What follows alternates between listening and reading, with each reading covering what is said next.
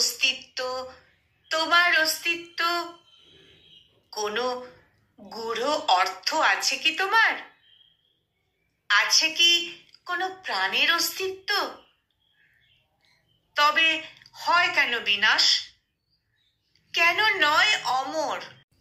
প্রশ্ন জাগে মনে। তবে আছে কি এই পৃথিবীর অস্তিত্ব?